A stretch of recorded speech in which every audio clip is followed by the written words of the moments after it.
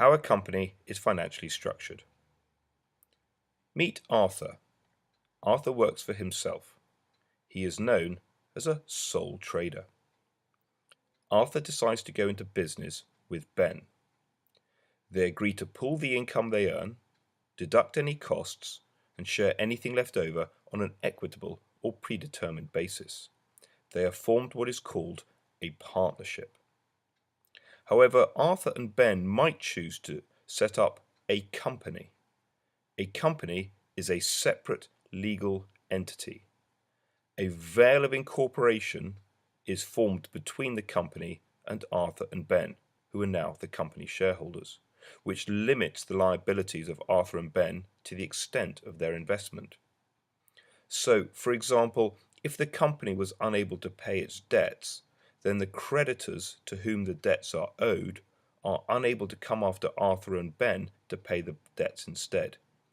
This is the backbone of capitalism, and it allows investors such as Arthur and Ben to make investments without the risk of losing everything that they own. As the company is a separate legal entity, Arthur and Ben must appoint someone to run the business, the directors. In our example, Arthur and Ben appoint themselves to run the business. The company becomes an owner-managed business. In effect, Arthur and Ben have appointed themselves to run their business on their behalf. As the company grows, it is very successful, Arthur and Ben need to appoint Charlie and David as additional directors to help them run the business. In fact, the business is so successful that Arthur and Ben decide to step down from the board and appoint Edward and Fred to the board of directors in their place. Arthur and Ben retire to their private island. How do Arthur and Ben know whether Charlie, David, Edward and Fred, the board of directors, are doing a good job of running their company? Well, each year the board produces the annual report and accounts, or the statutory accounts, as they are required by law. These are produced by the directors and sent to the shareholders. How can Arthur and Ben trust the figures in the accounts? Well, they appoint an independent auditor to check the figures for them. Note, it is the shareholders who appoint the auditor and not the directors who merely recommend their appointment. The board of directors might be split between the executive, that's Charlie and David, and the non-executive, Edward and Fred. Together, they're responsible for formulating the strategy of the business. The executive are then responsible for executing that strategy. They will typically be full-time employees of the business and will have responsibility for the day-to-day operations of the business. The non-executive are typically part-time, usually experienced business managers and sitting on the board of a number of different companies. Their role is to provide independent advice to the executive, but also to hold the executive to account.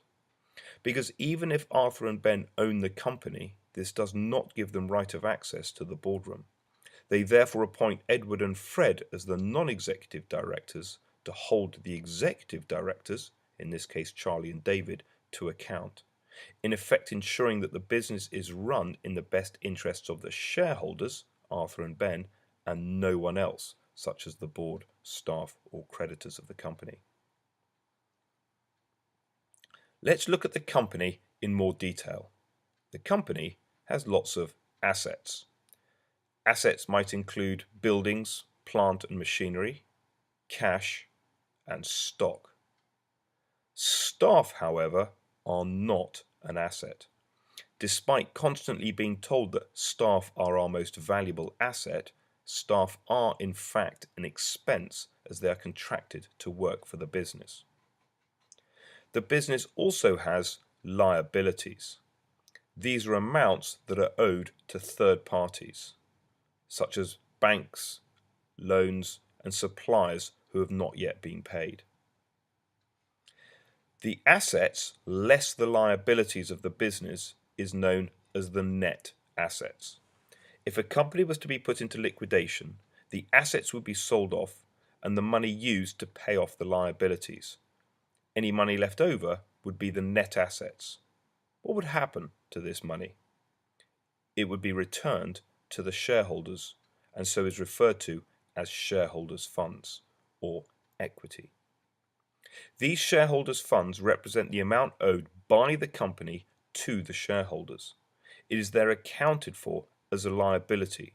We don't refer to it as a liability, as the company, if it is continuing to trade, does not have to give the money back to the shareholders. And this now introduces us to the accounting equation.